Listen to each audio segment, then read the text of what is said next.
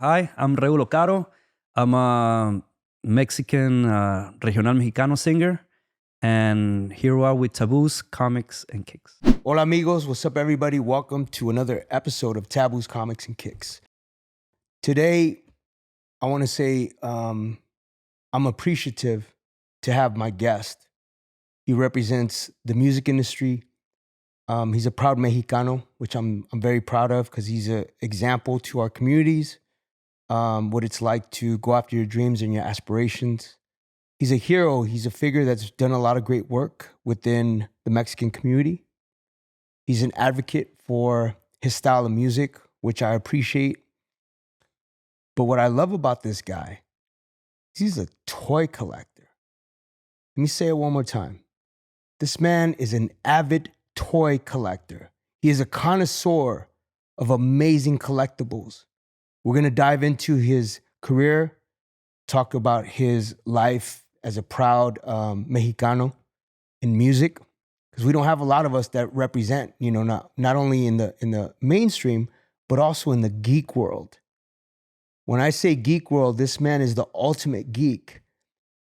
Who I'm talking about, I consider him a friend, even though it's the first time I met him. This man is connected to Gerardo Ortiz, which is another iconic Mexicano. It's his cousin. And I'm proud to have him on the show. Ladies and gentlemen, make some noise for Regulo Caro. Oh, gracias. Mi hermano, welcome, bro. Thank you. Gracias por la intro. Of For the course. intro, thank you. No, es un placer tenerte aquí. It's an honor. It's obviously, we're going to go back and forth on our Spanish and English. Yeah, sure. I'll try my best in English. No, it's good, bro. It's good because we want to be able to cater to our Mexicano audience and our Latinos around the world to let them know how proud we are to be geeks. Yeah. And how we geek out on toys and collectibles. Let's start with your journey. Were you born in Mexico? I was born here in LA. Yep. But I went to Mexico when I was like 6 or 7 years old. And then I grew up over there the whole time. And then I came back to the States like for a couple of years. Then I went back, and then I just I've been here for like 15 years now. Like nice. Stable, yeah. So you're Angelino. Yeah, Angelino. I'm an Angelino. Yeah. That's awesome, bro. So tell me about growing up in Mexico, because I want the audience to know what it's like to preserve culture, but also to like, how did you find your way into toys and collectibles in Mexico? What was that? Were you watching Chespirito? Or like, what was the deal? Yeah. Take us through that. I was born here, like I said, in LA. But I was raised in it's called Obregón, Sonora, and that's on the northern part of Mexico. Like it's the border state with Arizona. So we have a lot of American influence, you could say. Not so much like at the south side of Mexico, like more like all that Aztec pride. Oh, dope. We were different because I was born more in the ranchero roots. I more think. northern side, right? Yeah, more the northern side. My parents are from Sinaloa, so I have that that heritage, that banda music, norteño style. So I grew up listening to that, and since I was raised in Obregón, it's a city, but it's a small, like it's considered a small town. So back then it was a quiet town. So it was me with my friends, the school, and watching TV. What were you watching? What was the stuff you were watching? I mean, well, because for the first part of my life, I was here until I was all through kindergarten here. Yeah. I saw He-Man, I saw Transformers, G.I. Joe, all that. But then when I transitioned back to Mexico, I was watching. I mean, at that age, I don't know if you remember Carrusel. Of course, la novela. Yeah, las novelas. Carrusel. Yeah. Chespirito. Yeah. Chavo. And then, like my main thing was anime was starting to get like stronger. The influence was anime. Yeah. And that was called the Caballeros del Zodiaco. That's and it's translated. That's Saint Seiya back in Japan, and then Dragon Ball. Oh, nice. So that was like the main like. How do you say, like the bread and butter? Yeah, like for all Mexican for anime, for Mexican kids growing up and watching that, especially my generation. Yeah, that was like Caballero Zodiaco and Dragon Ball. And I usually saw we had cable, so I saw X-Men and Spider-Man animated series. Classic. Yeah, classic. So I like that he's describing the fact that he tapped into animation and storytelling from, He-Man to G.I. Joe, which I grew up on too. So this is a great segue. On this show, we like to celebrate and exchange things that we were inspired by. So what I'm going to do is I'm going to go into my bag right here. Okay. I'm going to pull out a couple of toys and you tell me what they represent to you, if there's a cool story, For sure. if something that like you remember an episode, I'm going to pull it out. Okay. It might be new, but it might be some old school vintage stuff. Yeah. Okay. So I'm going to start with this. All right, cool. All right. He's excited. Oh, hell yeah. I know, but that's dope. How old are you, by the way? I'm going to be 44. You look Next 22. Yeah, I know. he does. Things worked out for you, bro. He's like Things worked Juanes. out. Juanes never ages. I know, it's crazy, man. Yeah. All right, ready? Yeah. Here's the first one. Ooh, nice. Tell me what you He-Man. think. Yeah, that's a classic right there. What are you Yeah. holding? Explain it so the That's audience knows what you're the holding. He-Man Masters of the Universe. This is a very sought out collectible line for our generation. I haven't tapped into it yet because I usually collect more like the new stuff. Yep. But I have some vintage stuff, vintage but stuff, I yeah. haven't tapped into this as for now. But yeah, I've seen it on all the shows. Yeah. This is a classic one. It is definitely a classic. And read what year it was made. 82, 83.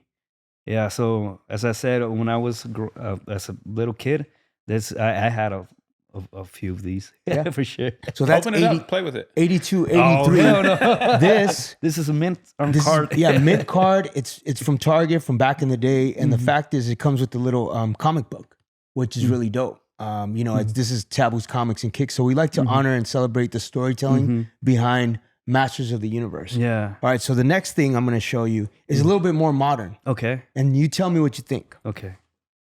Are you an Adidas guy while he's digging in the toy box? Yeah, Adidas. I'm usually Yeah, we talk about sneakers too. Yeah. Are you a sneaker guy? not that much. No. Nah, but I do love Adidas more than anything. Yeah. Oh, Tron. Hell yeah. Tron Legacy. Yeah, I saw the Comic-Con exclusive. Yes. edition. Ooh, nice. Say it again. Comic-Con Exclusive. exclusive Yep, edition. facts. For sure. I saw this movie about a few years ago. I haven't seen the original one, to be honest, but I know a little bit about the lore, and it was a cool movie back like I want to say like 10 years ago, around that time. So yeah, it's very visually, it's very cool, the concept. So about this Tron cycle, Teo, you got to pull this stuff up. During my tour with Black Eyed Peas, it was called the End Tour. I used to have this motorcycle, which would rise from underneath the stage, go up over the Staples Center, which is crypto now, and I would be up in the air 300 feet, and I would drive this cycle over the crowd, and I would be performing my verse. So pull it up, Teo, because that represents the time period of What year was that when you were Black doing Eyed that? Peas 2010. So 2010, you were riding a motorcycle in the sky of Staples Center. Yeah. So it was you Tron scared? cycle. No, not at all, bro. They put you in a we had harness or something, rehearsal, right? we had harness, we had everything, all the safety procedures. I had training prior to us doing the tour. So I got the jitters out, making sure that we were safe. But it was dope because everything, my graphics were all Tron based or inspired. All right, I got another one for you. Okay. All right, you ready? Yeah. This one's kind of weird, ladies and gentlemen, because it's a little dark. Okay. You ready? Yeah. Oh. Yeah. Yeah. What the? What the hell? Oh, those games Whoa. were dope. Whoa. Oh my. Can you tell them what that is? This is like those old school, like Game Boy type of games, but Yeah, it's I don't- dark, dude. whoa. Yeah. When I saw it, I was like, I don't agree with it, but it's definitely a piece. You know what the concept is, Brian? What's that? Just by seeing it, I imagine what it is. I can't see it. It's Bin Laden versus USA. And the concept is, exactly. Jesus. Fuck. The concept is Not going anymore. into the World Trade Center, bro. And crashing the Crashing your plane into the World Trade Center. How dark is that, bro? This is obviously pre-Trade This is not, Center. No, this is right where the Trade Center happened. They put out a game. After the fact. Yeah. I imagine Oh this my is gosh. this was sold back over there at the Middle East. I don't even know if it's even out anymore. Where did you get it? I got it at some random store. But where? Here? No, overseas. Yo, honestly, as a toy guy, I don't commend this, but yo, It's an interesting it's collectible. an interesting conversation piece. Yeah. Yeah. Why would somebody be so demented and dark to make that? What was the brand that made those games that we used to play like that back in the day? They had like different. Like Street Fighter had one. and Yeah, had I one. forgot. It was called like you remember Capcom. Capcom. Something like that. I think it was Capcom. Yeah. Those were fun. Yeah. Not that Man, one, this is but so the other weird. ones. Right, it's weird, bro. Yeah, Make that dark. clear. Yeah, it's Yes, dark. you It's say. dark. All right, so the last piece I got, I was talking about this show I did called The Toy Hunter with Okay. Jordan Hembro. And basically he goes to different cities and he gets different toys for sometimes for artists and people in the industry. So I told him I was into LJN wrestlers, which were those big rubber wrestlers in the 80s, WWF. And he goes to meet with Hulk Hogan before he passed away. And Hulk Hogan himself goes into his private collection and he pulls out this 89 black card, graded. Yeah. This is LJN at its finest, bro. Look at that.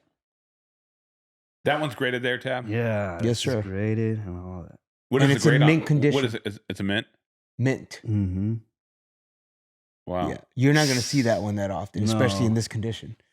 That one, Yeah. that's a valuable piece right there. So when we talk about flexing, besides my USS flagship, that's another piece that I'm flexing, yeah. This is total flex. right? Jesus. So when you come on Taboo's Comics and Kicks, you best believe we're going to share and exchange some beautiful conversation. So now that I showed you my toys, let me see what you got. Okay, so I mean, you said to bring some holy grails. Yes. So first, we have to clarify what's a holy grail. Okay. Well, I think let's holy. rewind real quick. What got you into collecting? Why do you collect? And what do you mostly collect? Let's get some backstory before we show what you have. Well, because when I was a kid, I mean, I've forever liked toys and watching cartoons. So I was how do you say it? Like literally like a kid growing up. Like the whole concept of a kid. I was a kid. You know, I didn't have any. I don't want to say I grew up like a rich kid, but I grew up like a. Dilo en español. Pues todas las comodidades de un niño, pues Sí. de cuando crecí como niño, todas las comodidades de, pues que tuve, I had the Nintendo, the Atari, so my dad was very consentidor. I don't know how to say it in Yeah. English. He was like, he provided. Uh-huh, Right? he Yeah. provided. So that's what got me into like collecting all that, because I grew up like a kid, literally like just watching TV, cartoons, and going to school, come back and playing with the toys and all that. So Creating a world, right? yeah, Estabas jugando in the backyard, but creating a world. That's how I started too. So that was my that's how I got into it, and as I was growing up, I was always into video games and Which video games? You mentioned Nintendo and Atari. yeah. Oh, I've had from Atari to like the latest PlayStation 5. So I've had What were your Atari all games? the consoles. What Atari games did you play? Tab, what did you I play remember too? I had the Asteroids was the one that I remember Asteroids, Galaga. playing. Oh yeah. Yeah, Galaga. I had Centipede, Yeah. the one that the racing cars. Yeah. And And then they had the Donkey Kong, or what was it called? Frogger. Was it Donkey Kong? Yeah. That's where Mario Brothers came from. yeah. Oh, it was a variation of Donkey Kong. Well, because Mario was the guy that was trying to get Donkey Kong, Oh, gotcha. the gorilla. And so Mario Brothers, they What did you play on Atari? nothing. You never played it. Never been a gamer, bro. I've Yeah. always been a toy guy, but never. You video never games. played games. Wow, Never, I would never, have known that. I never had interest in video games, and I know there's a big community out there that'd be like, "What?" Yeah. Well, I'm I one just- of those. I don't play anymore. I, I haven't played never- since high school, but I'm gonna say maybe I played Mike Tyson's Punch Out on Nintendo, and maybe like Mortal Kombat and Street Fighter, but yo estaba Yeah. aquí with this. Yeah, but I was combining like both things. I had all the video games and toys at the same times. And I had some comics back in the day too. What comics? Everything Marvel. Yeah, that's dope. Yeah, and right now I collect a lot of anime and a lot of I'm a Marvel guy. Like that's dope, 100%. Dude. So I have that. It varies. It's not like one line in specific, but I do have like a specific line that I've been collecting for the past 20-something years, and that's Los Caballeros Zodiaco. Nice. And that's an anime. So that's like the main line. That's all you have in those shows, huh? Yeah. That's so dope. that's that. I think I have like the biggest portion of my collection is from that. So I brought some things. Okay. From let's see. What's the value of your collection? Do you know? I don't know exactly. If you went broke tomorrow and you had to sell it all, what would you get for it? I think probably like 30,000 right now. Wow. Yeah. I mean, it's not. That's a lot much, of money. But it is. Because you're talking about small collectibles. Yeah, because I don't collect the vintage. The vintage stuff, that's where the money is. Yes, sir. Yeah. I see my stuff as art pieces. Yeah. And I know my wife has like a certain, she's like, dude, you have all these toys. But because my vintage appreciates. Yeah. When I bought my USS flagship, the big 7-foot one, I got it for like $2. Now it's at $6. Yeah. So it just keeps appreciating and it's in the box, bro. Does she give you a lot of crap for how much stuff you have, or she kind of just appreciates that you have a passion for it? She's very organized. So like even my shoe, because I have shoes too, I like a big shoe collection. I have it all organized. My toys are in a tree house that I have. Okay. I have a tree house in my backyard, so I've made that my storage. Yeah. But I love it because it reminds me of my childhood. It's nostalgia. It's art. It's part of my podcast now, so I bring it on set. Yeah. But let's talk about what you have in your hand. For sure. So I'm a big X-Men fanatic. Back in the early 90s, that's when these came out, Toy Biz. Wolverine. And it's the Wolverine. That's one of my favorite characters. Oh, he's dope. And I remember when I came, I think I was living here at that time because, like I said, I grew up in Mexico, but I came like a couple of years back in the States. And I remember when I went to Toys R Us and I got all of these. So Toys this R has Us. been like a holy grail, personal holy grail for me. That's dope. And what I wanted to say is that holy grail, it can mean a lot. It can mean two things: the value of the thing, like a holy grail, like it's minted. It has a value, other than the sentimental value, it has a real dollar value. Yeah. So for me, I have a couple of real holy grails, but for me, like personal holy grails, because of what it means to me, like this is one of my holy grails, personal holy grails. That's dope. That's Wolverine. I have another one, and this was a later on. Ooh, And, that's a classic. Yeah. Wow. And the uncanny. And I remember because I used to have a lot of memories playing with these, and this was like my travel toy. Yeah, you used to take that with you. Yeah, That's pocket cool. toy, yeah. I love that. So I got this. Then, Where do you usually get your toys from? Like, is there a spot? It depends. Like the vintage stuff. I got these. I got one on Frank and Sons. Oh yeah, Frankenstein's. Yeah. That's in off the 60. Yeah, and then I think I got this one on the it's called a Kelly's Toy Stop. That's Huntington Beach, I think, around there. Yeah. And this is another holy grail for collectors. This is a little bit more modern. This is Spider-Man, one of my favorite also. And for a time being, this was one of the most sought out collectibles because they call this the McFarlane Spider-Man. Yep. So shout out to Todd McFarlane. Yeah. So this is a very popular one amongst collectors. So I have That's that. dope. I love that. And now this is what I grew up with, the Caballero del Zodiaco.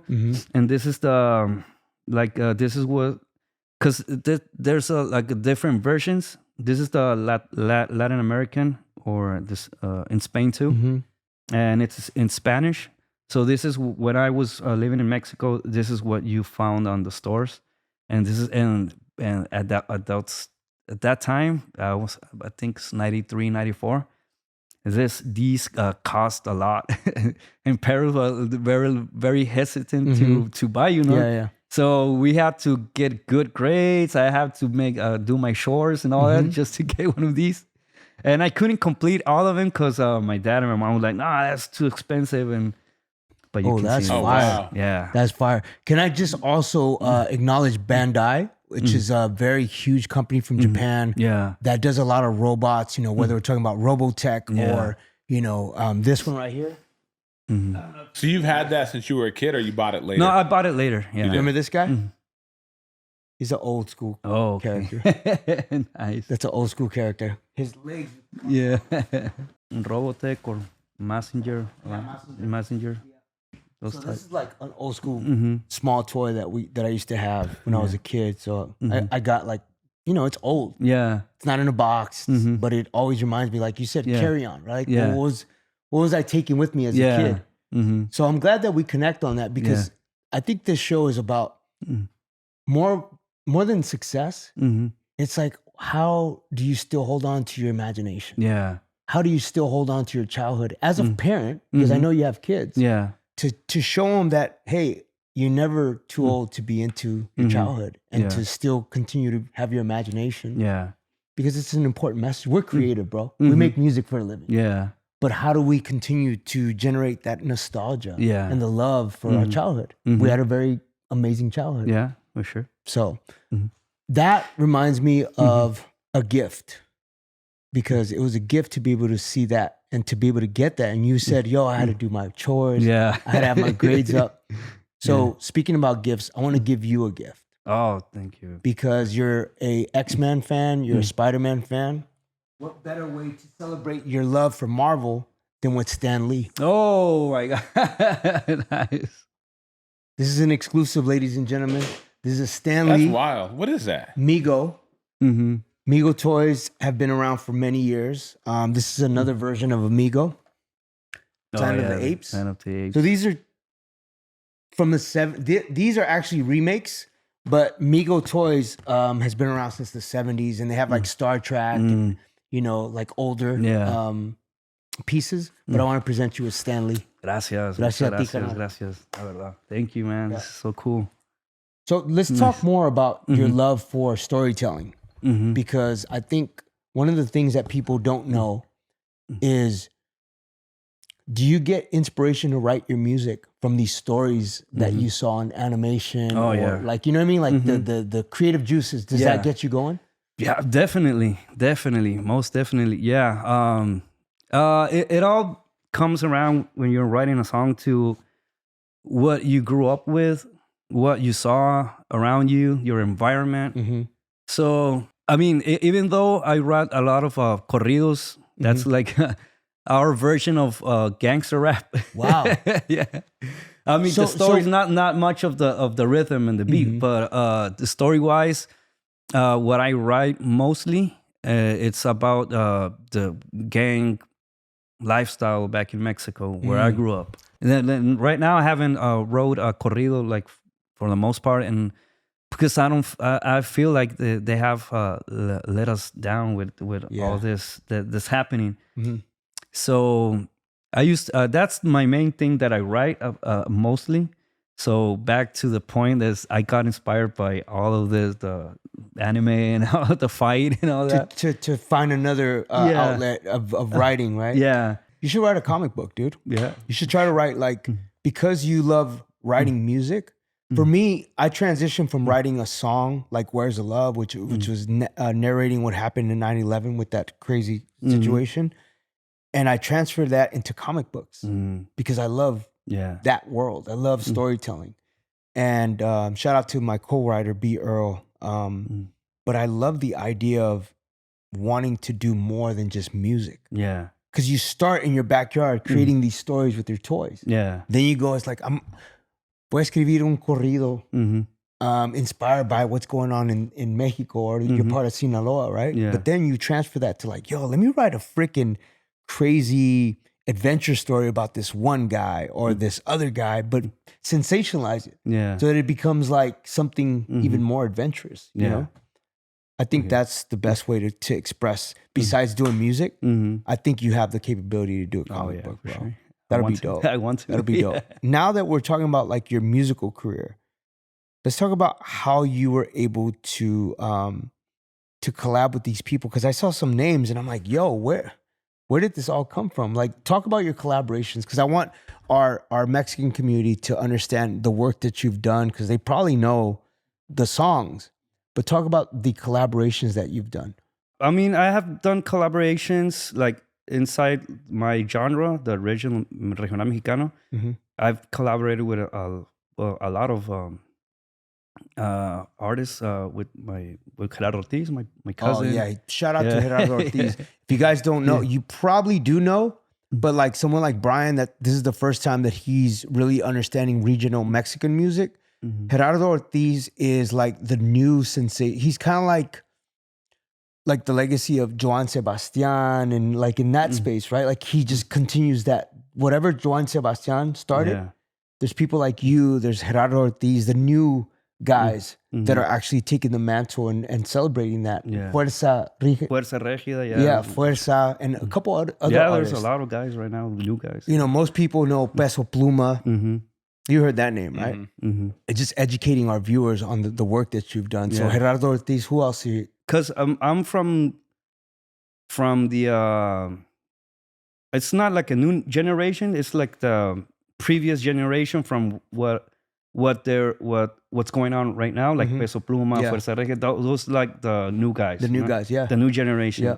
And it's a little bit different from what we do. Because they're more in their 20s, right? Yeah. I mean, besides what Regional Mexicano from like El Coyote, I've done stuff with that guy. He's very iconic too. Yeah, for sure. I've done like crazy stuff like with Ozomatli. Ooh, shout out to Ozomatli. You know that band? Yeah, I've heard them. Yeah, I don't know their music, but I've heard Ozomatli. We just did a protest with them. Myself and Will I Am. We performed. We performed East LA for the first time with Ozomatli and Raul and Will Dog. They were playing East LA for us. I got a question for both of you since we're on this music topic. You go first. How do you feel about Bad Bunny Super Bowl? What does that mean to you? When you heard that happen or the announcement, what did that mean to you? I me personally, I don't listen too much to reggaeton. I know who Bad Bunny is, but just seeing a Latin artist. But what he represents for this right now, for the times we're right now, and what his stance right now from the political view and from for all the Latinos, that means that's like a big fuck you too. Agreed, 100%, bro. Yeah. So from that point of view, I mean that's I celebrate that, because that's like telling the system like in your face, like the most white American sport, and there's a Latino performing.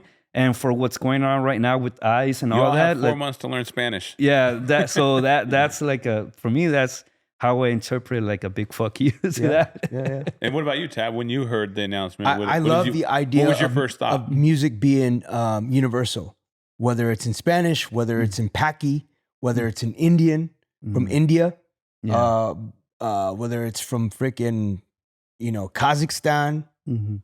Music is music. Yeah. Whatever that frequency is, even if you don't understand the language. Filipino, bebo, bebo. That's not in English. That's Tagalog. That record resonates with everybody. It's Black Eyed Peas song, but it's an Apple song. Bebo, bebo, bebo. He's speaking in Tagalog, which is a Filipino language. Okay. So for me, when I hear music, I don't listen like, oh, wait, I don't know that language. I'm like, yo, that feels good, bro. Wow, what is that? Oh, that's Portuguese from Brazil. Yeah. I didn't know what Sergio Mendes was saying, but I love Sergio Mendes because I have an open palette of music. Yeah. I don't get confined to, because I don't speak the language, I'm going to hate on it. Or I have to learn that language. No, actually, I don't have to learn that language. How about I just feel the vibe? How about I just bounce to the frequency of music? Because music is universal. Yeah. No matter what language it is. You know what I'm saying? So when I heard that, first of all, as a Mexicano, as a proud Latino who has been in the trenches against ICE, and showing my support to all the immigrant relatives that are standing in solidarity together, I was proud because I did the Super Bowl in 2011. Yeah. So as a proud Native American Mexicano, I wanted to say thank you, Bad Bunny, for your stance. Thank you for all that you celebrate and highlight for people that may not have a voice and a platform. But I'm proud that you can take this new generation of Puerto Ricans, Boricuas, and hold it really high. Like Residente. Yeah. Residente is a freaking stamp, bro. Calle 13, that's a stamp, right? Then you got people like Daddy Yankee, who's another stamp. Even if you don't rock with reggaeton, you know who Daddy Yankee is. Yeah, you know who Residente is. So those guys are just examples of the inspiration that Bad Bunny took on to be like, yo, I'm a rock too. Yeah. So that was my long-winded response to your question. Who do you think he'll bring out with him? Obviously, I have no idea. If you had to guess, because obviously, like a Nicky Jam or those guys who are, you know, I don't know, bro. Nicky Jam was down with Trump, so I don't know if that's going to happen. Oh, okay. So I don't think that's going to happen, to be honest with you. Who else do you think will be? I don't know. I mean, Cardi B, because he did that joint. I don't know. Yeah, it's going to be interesting. It's going to be interesting. But I celebrate the idea of representation. You know, whether we're talking about LA with Kendrick Lamar. A lot of people had something to say about that because of his stance. The Uncle Sam thing. Like, oh, this is not American. This is, you know. So damned if you do, damned if you don't. And I feel like art is very subjective. Yeah. Whether you rock with it or not. I think there's a space for all of us to be examples and pillars of not being subjected to the system. And if that's Bad Bunny's stance, then you have to respect it. Whether you rock with the music or not, whether you understand the language or not. Yeah. It's something to be inspired by because not everybody gets that opportunity to do the Super Bowl. So I'm just grateful. You did the Super Bowl. Yeah, we did in 2011. What do you remember most about it? Being scared, coming down. I'm gonna be honest with you. I don't fear being on stage. I actually welcome the anxiousness. But being this is the first time that the Dallas Cowboys had a stadium.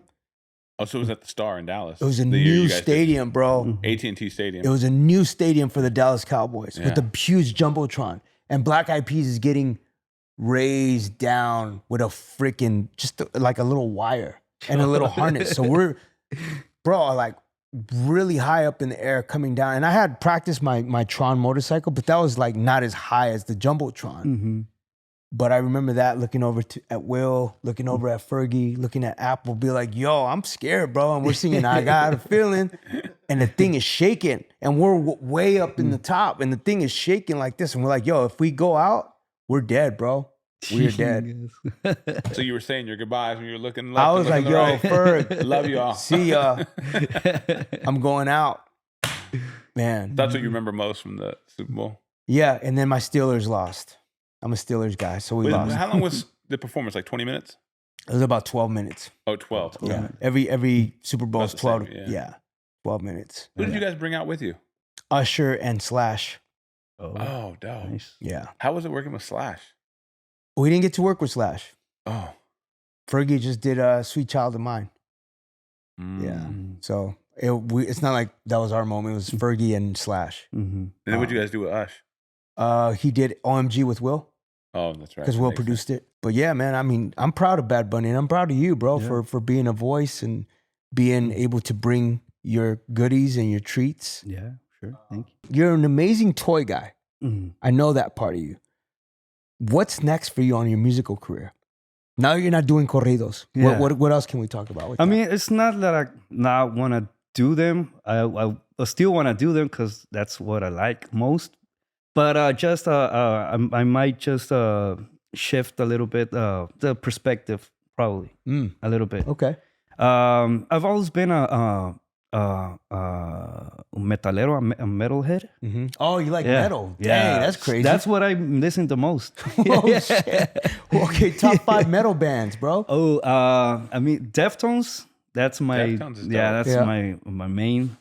I love Tool. Wow, you're going hard. Okay, Yeah, Tool. I love Deftones, Tool. I've always loved Children of Bottom, Meshuggah. Wow, Yeah, that's crazy. yeah. Yo, honestly, I think this is the first, ladies and gentlemen, I've never heard, out of all my guests, I've never heard metal as their go-to music. Oh, That's yeah, pretty me, dope, that's bro. what I listen the most. Yeah, for sure. Wow. When you're driving your kids to school, you're like, Oh, yeah. Every time, yeah.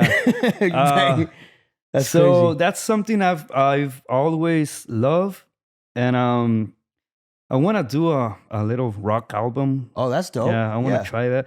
So interesting, something that's happening in my career right now, and I've been very vocal about it. But for the past months, is that I'm gonna perform at the Dia de los Deftones. That's the Deftones festival they do. That's dope. When is that? In San Diego. That's the November 1st. So it's a reference to Dia de los Muertos. So they do it in San Diego in the Petco Park. It's a beautiful, big shout out to Petco Park. Yeah. I'm a Dodgers guy, but yo, honestly, the Padres have a beautiful facility. It's really You know dope. what's weird is like our division rivals have the best parks. The Giants have a great park at Oracle Park. Yeah.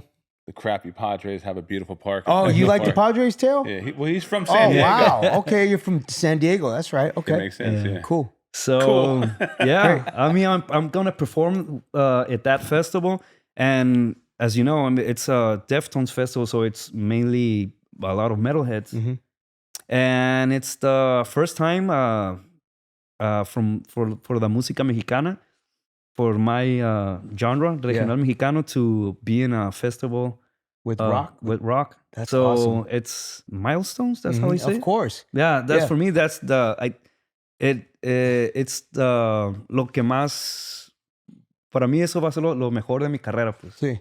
Like that's gonna be the That's the big moment the of your career, the right? biggest moment on my career. Yeah. So after that, I could retire and retire. and I could feel like I accomplished everything I wanted, because I've been a Deftones fans like since those guys been my influence since I started music. That's dope. Yeah, dude. for me, that person, that's the when I was 16, 17 years old, I've been listening to those guys. Like, that's my main band, you know? That's and cool. I have tattooed and all that. Oh, wow. So, You went tattoo so I'm style. a really a Deftones fans, and they've been a really the main influence on my music. When I started writing and singing, I've been very influenced by them. So for me, like, this is like the most awesomest things that's happened to me. So I'm performing there. So when you ask me what's next, I mean, I love what I do, the música mexicana, but I feel like I can do more musically, because I've done a music. I have done an album with more like rockish alternative, but I haven't no lo he sacado todavía. Pues, You haven't put it out. yeah, because I did it with my friend. So so it has to be like a thing. Tiene que ser algo que entre los dos decidamos sacarlo. Yeah. So both of you have to decide. Yeah. on- So I can't like do it on my own. Of course. Of Yeah, course. but that's something I want to explore a little bit more, because I had a little taste in it, and I feel like, oh, I can do it. That's dope. So I like the fact that you're tapping into a totally different demographic with rock. Tell me, do you change up your set? Do you make your beats a little bit faster, or do you cater to that crowd with your music? How do you? I mean, it's gonna be the first time I perform in front of a different audience. Yeah. So it's gonna be interesting. I mean, I'm not nervous, but I'm a little bit like anxious, like to know what's Right. what the reaction is gonna be. Do you do rehearsals? Yeah. So rehearse? I've prepared a set list for that day, Mhm. and because my style, they're called corridos progresivos, Mhm. and it's called corridos progresivos because we put that rock Element. element to the regional mexicano, you know, it's because it's accordion, Yeah. tuba, bajo sexto. Yeah. So it has to be traditional, but I added like that little rock flavor to it. The drums could be faster, more BPMs, right? So faster BPM. That's a little es un nicho dentro de la música mexicana, de los corridos progresivos. So and not everyone does it. So it's a few of us that does it, and I'm one of the pioneers. That's dope of that style. I love that. So and it's influenced by rock, obviously. So I got this set list that I'm gonna present on Dia de los Deftones with a lot of those songs. So you gave me 5 of your heroes in metal music. Give me 5 superheroes that are your favorites. Superheroes? Okay. Either superheroes or comics. Okay. Like most definitely it's gotta be Wolverine. Yep, number 1. Yeah. Logan. Yeah, Spider-Man. Peter Parker. Then I'm gonna jump into anime with it's a character called Guts from Berserk. Yep. I gotta say Goku. Goku. Yeah, Goku. Nice. And what else could be?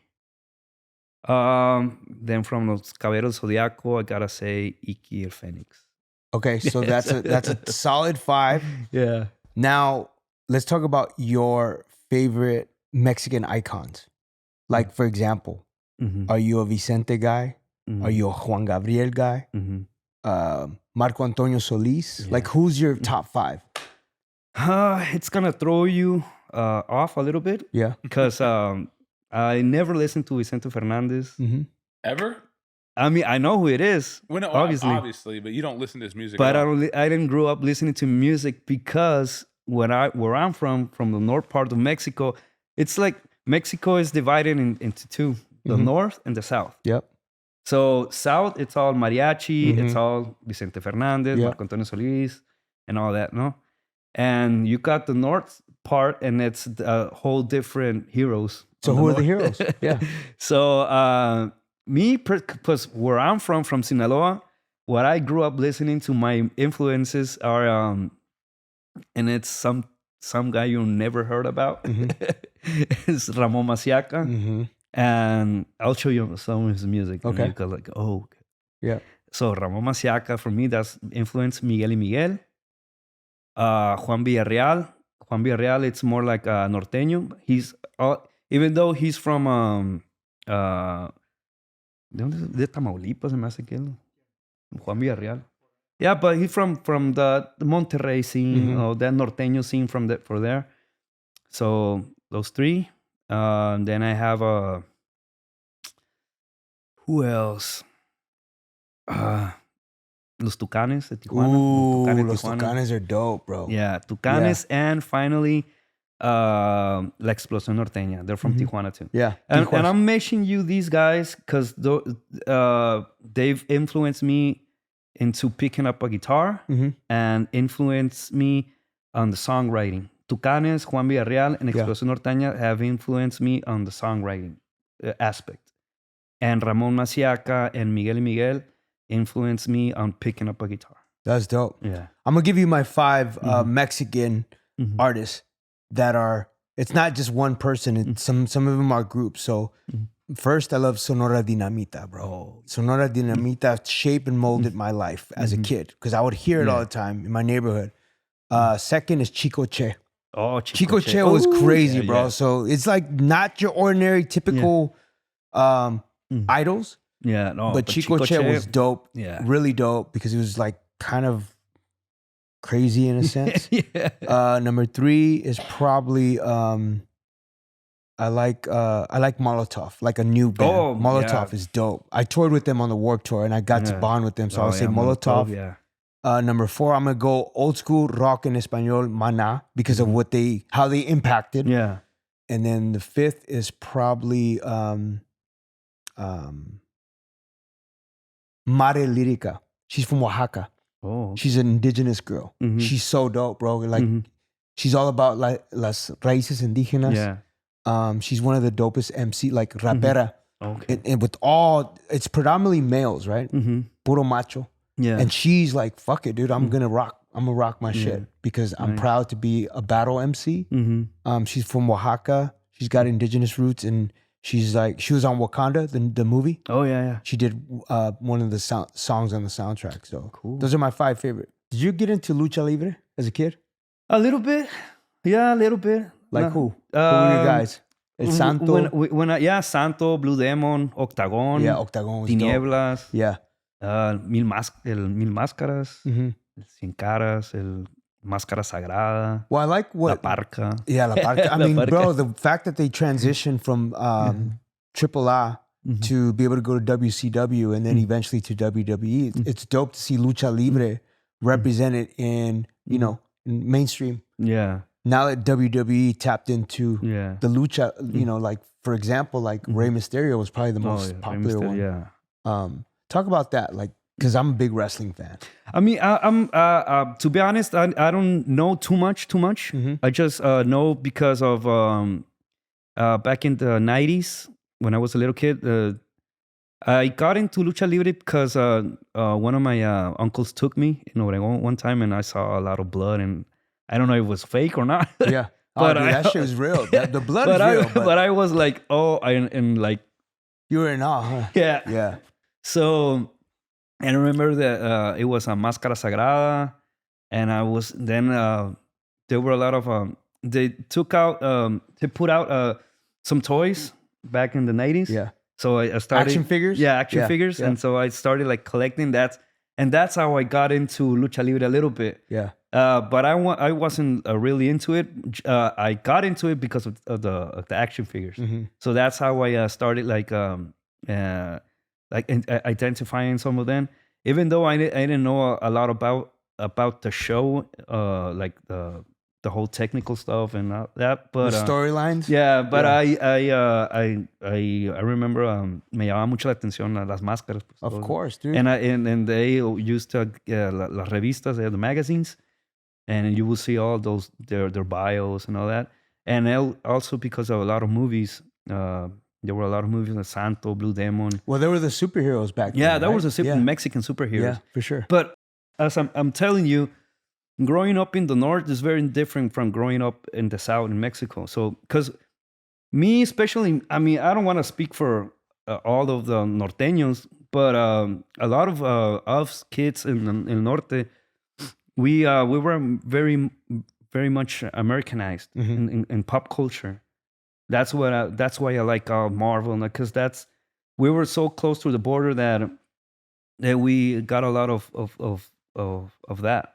En vez de los del sur, pues de México, pues over there in the south of Mexico, el DF and all that, Guadalajara, Jalisco and all that, they're very into lucha libre, like very like. Oh, it's more like a fandom there. Yeah, the fandom. So for me, like I said, I don't want to speak for all the norteños, but for me personally, I know that a lot of at least all of my friends where I grew up, we were all into Caballero Zodiaco, Marvel and all that. So I didn't talk with them about lucha libre and all. So that's why I think for us it was more like the pop culture from here. That's dope. So I wanna say thank you for being an example of, like, no matter what language you speak, no matter what your roots and your ancestry is, geek mode is prevalent. Toys, collectibles, comic books, superheroes, just being appreciative of nostalgia and using your imagination. This is really what the show is about. It's about empowerment. It's about being able to step into a world of appreciating childhood and nostalgia. Because at the end of the day, no matter what walk of life we come from, what style of music we make, what type of heroes we have, at the end of the day, it's all centered around the love that we have for collectibles, toys, and comic books. There you have it, ladies and gentlemen. This has been another great, exciting episode of Taboo's Comics and Kicks. One more round of applause for my brother, Regulo Caro. Gracias. Thank you. That's right, y'all. It's Taboo Nawasha, and I hope you enjoyed geeking out with me and going straight into geek mode. For more information, for more videos, subscribe, like, and comment. Share with your friends. Much love. There it is. Comics and Kicks.